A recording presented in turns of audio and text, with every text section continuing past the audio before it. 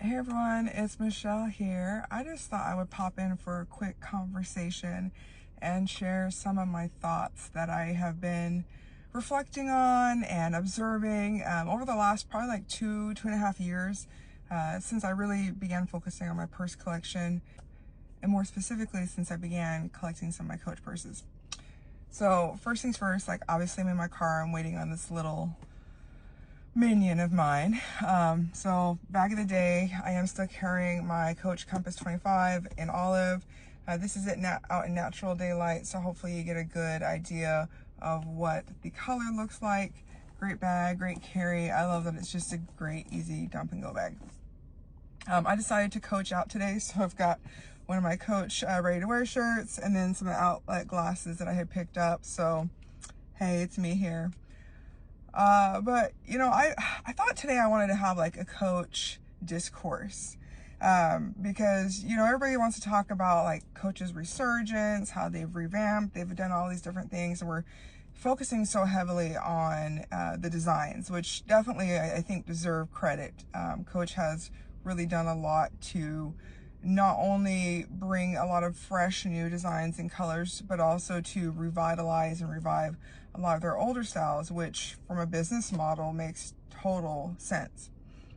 But I wanted to kind of talk a little bit more about the business as a whole, Coach as a whole business, right? And I'm not going to get into all the excess stuff about like the holding company and all the other brands underneath the umbrella, but I wanted to talk about Coach specifically. And today I'm going to evoke a little bit of my mixed woman privileges to talk about what it looks like from both sides of the fence. Because I think that we, especially as a community as a whole, right, a purse community as a whole, I think that we owe Coach like a big applause for their inclusivity in their business model. You know, I live in a very diverse community here in the DFW complex. I would say the Texas, the DFW Metroplex as a whole is rather diverse, but this area that I live in specifically is extremely diverse. And, you know, as I go to the different stores that are here, I always like to just kind of observe who the patrons are, who the patrons specifically of Coach are, as a lot of these Coach stores are located in malls and strip malls. And I like to pay attention to, the diversity and inclusivity that you see in the Coach employees.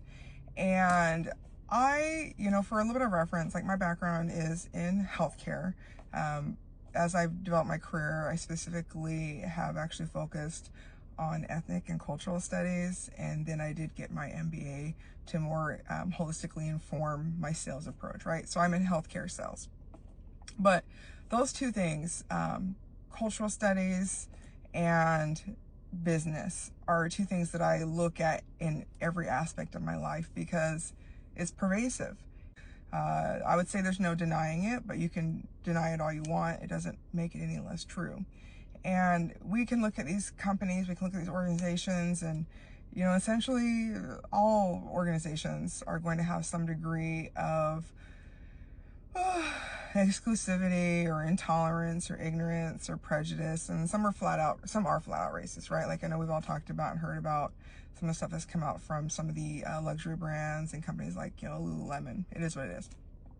But while I don't expect any company to be perfect, I do appreciate the companies that you can look at, from their patrons to their employees to business model to how they advertise. And I really do appreciate the companies that make an effort to make everybody feel included. When I go to Coach and when I go to the Coach locations near me and the ones across from me, you know, I travel nationwide for work, and I always make a point to try and stop in the Coach stores. One, because I'm trying to collect these damn city tags, but two, I want to see how the different stores are set up. And I love that, you know, you see people from all walks of life. You see people from all different socioeconomic classes, not just the people who are purchasing, but the people who also work there. But then also you see that Coach doesn't buy into ageism.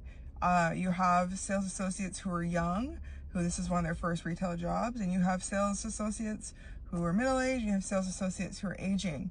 You have sales associates who are part of the LGBTQIA community. You have associates who are male. You have associates who are female. You have managers who are young, who are old. And it's like you really see such diversity in the employees, in the managers, in the business model. But I also really appreciate that even as Coach has gotten so popular, the brains and the working minds essentially behind Coach don't feel the need to be like all in the camera, you know? And I was thinking, like, what's the best example I could give you of that? And I was like, oh, I know. I'm here in Texas, right? So, you know, we all talk about the Dallas Cowboys and how, you know, they have their owner, their manager, whatever, Jerry Jones, who he just thinks he's a celebrity in himself, right? And he's always in the camera. And those of us who are here in the Dallas Metroplex are just like, oh my gosh, can this man sit his behind down and make this about the team? That's what I mean when I talk about companies like that. Like, I appreciate the Coach executives, for the most part, keep a really low profile. Like, they're focused on the business, and they're focused on their research efforts and their sustainability efforts, and they're focused on the newness and keeping fresh. And I think that we have seen like their success, not just in the public's eye and in the news, but you know, Coach I think now is in the top 5 and pushing towards the top 3 of luxury brands, competing with companies like Louis Vuitton. And although we have seen some price increases, it's not anything compared to some of these other luxury brands. I don't know if any of you guys are also on YouTube or, you know, where you follow some of the other content creators. One of my favorite individuals to listen to is Dawn Loves Couture, because she has been in this purse game for longer than some of us have even been alive. I'm not even gonna say me because I've been around the block for a minute. I don't know if y'all can see these grays, but I am 37. But you know, Dawn was talking recently how, you know, when she bought her first Louis Vuitton and Coach, I want to say it was sometime back in the late 80s, early 90s, and how there was really only a couple $100 difference between those first purchases that she made. And, you know, she was talking about how essentially, you know, we all know that Louis Vuitton, yes, they do have leather products, but largely it's a lot of canvas. And how over the years they've just multiplied their price increases, and Coach has relatively stayed steady with just minor increases. And I like that, because the thing is, like, we all look at Coach, especially, you know, now, right, with these new lines and new drops, and it's like, you know, you can't deny the quality and the fact that the majority of the stuff that Coach is putting out is leather. So I definitely appreciate that, and I like that because they've maintained a steady hold on their price increases in conjunction with what they're putting out. There's something for everyone. And I know at the outlet, sometimes people sit and like get frustrated, like, oh my gosh, why did they bring these drops out only to, you know, significantly decrease the price, you know, a couple weeks later, and this and this and this. And I'm like, okay, from a consumer standpoint, I do understand, right? Because I like to keep my coins in my wallet, is just like the rest of everybody. But from a business standpoint, I recognize their game. You know, essentially in business, when you're creating a product or a line of business, the goal is to break even. And any product that breaks even is considered successful. And so, you know, I think we've seen Coach testing the market quite a bit on both the retail and the outlet side. But on the outlet side, you know, it's been very interesting because, you know, we see all these drops. We see the pink collection, we see the fruit collections, and some of the collections get heavily discounted, like this year's fruit collection, and some don't, like the pink collection, right? Those sold out and resellers took and ran with it. But one thing I want to consider about when they do massive discounting is they're also indicating, one, that they can, right? So they probably have already sold what they needed to sell in order to break even to what, you know, to cover whatever that drop or that line cost.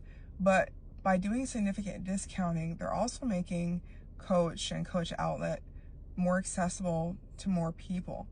And I didn't really think about this too much until I was at my Coach Outlet a couple weeks ago. I have a sales associate I work with over there. You know, sometimes when I'm buying stuff for my daughter, or, you know, things that I might get here and there for myself, I like their corner wristlets and stuff. I will say I do speak Spanish. I'm not of, you know, Hispanic or Latin descent. but I am nosy and I do like to just listen to conversations. And, several times as I've gone in the store, I've heard people talking about, this is my first bag, this is my first Coach purchase. Excited they are to finally be able to get a Coach purse, or they're going with their kids, or they take their mom for the first time and celebrating. And I like that. And I honestly, I love that. But what other brand do you know that has such a stratified customer base and who makes different tiered products so that there is something for everyone, right? Like even when you look at like the retail, now you can get retail bags as low as like $95, I think, right? Like came out with this Plaza bag. And then they have tiers that go up. Usually I think you see increments of like every $100. So there's like 100, 195, 295, 395. And it keeps going from there. And even when you look at the accessories, and then we have like the Coach sale, which we all know is an annual thing. So bags that are typically, like say the Western tabby, right? It was $550. They discounted that significantly down to $330. And so they give opportunities for people to essentially elevate some of their purchases, but it's not as exclusive as some of these other brands. And so I do like that. I like the more inclusive business model. But at the end of the day, it is a business, right? I know some other things people have complained about recently are the resellers. And like, oh, I can't believe this, I can't believe that. Well, you have to consider that everything is an economy. You know why? Okay, so they wait until, say, stuff goes on clearance at the outlet or stuff goes on clearance at the retail market. They take it and go to like Poshmark or Mercari or Facebook, and they sell these items at a marked up price. And yes, that's infuriating to some of us as a customer, right? Especially when we see them in line at like these new drops, especially at the outlet, right? And you have the resellers there with like 10, 15, 20 row-ins. I know people are complaining about that with like the denim and the pink collections, right? So it's making it hard for us as consumers. And then they go online and they sell the items at these super high prices. But what does that do for Coach? It makes their items more desirable. So people, everyday consumers, go in and are more engaged in those drops to hurry and get whatever it is they're looking for when the item first drops. So certain items, certain collections, right, Coach will never have to discount because they were able to sell everything at their target market price. That's a business goal. Things like the denim sold out, the pink collection sold out. So and that's just honestly, like, that's just the ebb and flow of business. Not every line, not every drop is going to be super successful. But again, the goal is to break even. Anything beyond that is icing on the cake, and that becomes profit margins. So, yeah, they were successful with denim. They were successful with the pink collection. They've been successful with purple. Some parts of their fruit collection were successful. Some of their new signature collections were successful. Some of their new bags were successful, like the Savannah, the large Rowan. Their charms have largely been successful. And then on the retail side, they have, yes, some higher priced items, but they also produce lower volume, right? Because you don't want to have an excess and flood the market. And so on the retail side, they're also creating that desirability because people know, man, I don't know how many they're going to make. Like, for instance, this Compass bag, it's not a super expensive bag, but we don't know how many they're going to make, and we don't know if they're going to make it again, and we don't know what other colors. And once it's gone, sometimes it's gone. And, so I think especially on the retail side, we see that more in like the seasonal colors, right? So what I'm saying is, when we look at like the best case scenario of meeting the business's needs and meeting a consumer's needs, I appreciate that Coach has found some sort of semblance of like a compromise where it's not just all about the business, and if you want it, you have to just pay this and get over it, right? That's what we see with like some of the luxury brands. But I also like that they're not just giving into every whim and will of the customer, because that would not allow a business to be viable. You're going to have astronomical overhead. You're going to blow your budget. You're going to have products that don't do well in the market because you're selling to just certain consumers. And like when I look at it from a business standpoint, right, and from a cultural standpoint, whoever is doing their market assessments, analysis, price testing, even down to like, their UX design, right? As far as how their website runs, their marketing team, their creative teams, their sustainability teams. Like, Coach has hired some good people who know how to work together well and who have a very clear understanding of what the unified business goals are. And I would say, like, for me, like, I'm very impressed. So bravo, Coach, bravo. I have really, I think that's one of the things that keeps me buying more Coach, right? Is like, it's not just about us. It's not just about them.